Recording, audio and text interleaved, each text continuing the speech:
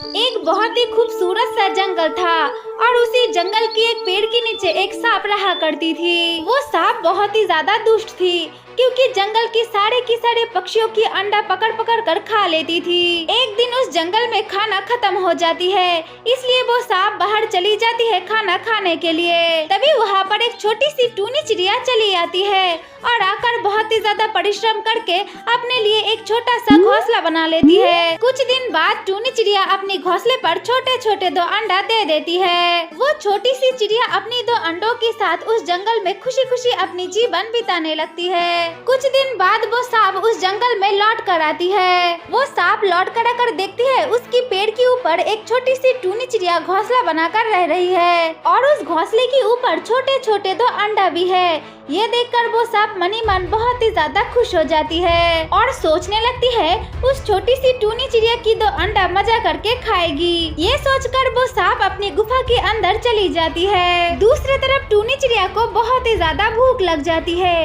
इसलिए खाना खाने के लिए बाहर चली जाती है। तभी वो सांप गुफा के अंदर से बाहर चली आती है और बाहर आकर उस पेड़ के ऊपर उठ जाती है। तब वो सांप टूनी चिड़िया की 2 अंडे में से एक अंडे को खा लेती है और अंडा खाकर वो सांप अपनी गुफा के अंदर चली जाती है। कुछ देर बाद टूनी चिड़िया अपने घोंसले पर लौट कर आती है और आकर देखती है उसके घोंसले पर एक अंडा नहीं है। ये देखकर वो छोटी सी टूनी चिड़िया बहुत ही ज्यादा रोने लगती है और रोते रोते कहती है, अरे मेरी घोंसले के अंदर तो 2 अंडा थी, अब यहाँ पर एक अंडा है। मेरी और एक अंडा कौन खाकर चली गई है। ऐसे ही वो दिन बीत जाती है। दूसरे दिन फिर से टूनी चिड़िया जंगल के बाहर चली जाती है खाना ढूंढने के लिए। तभी वो सांप फिर से गुफा के अंदर से बाहर चली आती है और आकर उस पेड़ के ऊपर उड़ जाती है। वहाँ पर जाकर टूनी चिड़िया की अंडे को खा लेती है और अंडा खाकर वो सांप अपनी गुफा के अंदर लौट कर आती है। कुछ देर बाद वो टूनी चिड़िया फिर से अपने घोंसले पर लौट कर आती है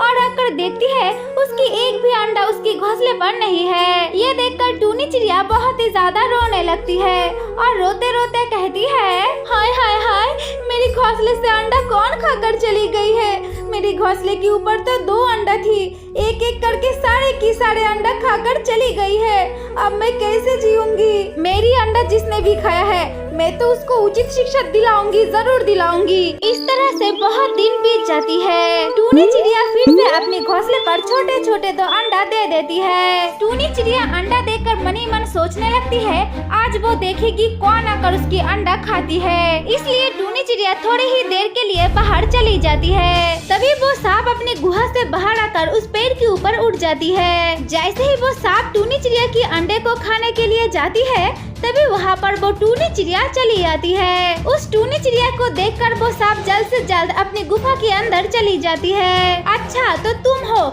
जिसने मेरे अंडे को खा लिया था, आज तो तुम्हें तुम्हारी किए की सजा मिलेगी, जरूर मिलेगी। ये कहकर वो टूनी चिड़िया वहाँ से उड़कर एक चील के घोंसले के पास चली जाती है। चील के घोंसले से एक अंडा उठाकर उस सांप के घोंसले के पास रख देती है। इसके बाद फिर से टूनी चिड़िया वहाँ से उड़कर उस चील के घोंसले के पास चली जाती है और चील को जाकर कहने लगती है, अरे चील बोन, क्या तुम जानती हो तुम्हारी एक अंडा उठाकर एक सांप ने लेकर चली गई है। हमारे जंगल की जो सबसे बड़ा पेड़ है उस पेड़ के नीचे जो गुफा है उस गुफा के अंदर वो सांप तुम्हारी अंडा लेकर चली गई है। अब तुम जल्दी जाओ वरना वो सांप तुम्हारी अंडा तो खा ही लेगी। टूनी चिड़िया की मुंह से ये बातें सुनकर वो चील उस गुफा के सामने चली आती है और आकर देखती है उस सांप के पास उनकी अंडा पड़ी हुई है। ये देखकर वो चील बहुत ही ज्यादा गुस्सा हो जाती है और गुस्से में आकर वो चील उस सांप को उठाकर आसमानों में लेकर चली जाती है। फिर वो चील उस सांप को वहाँ से छोड़ देती है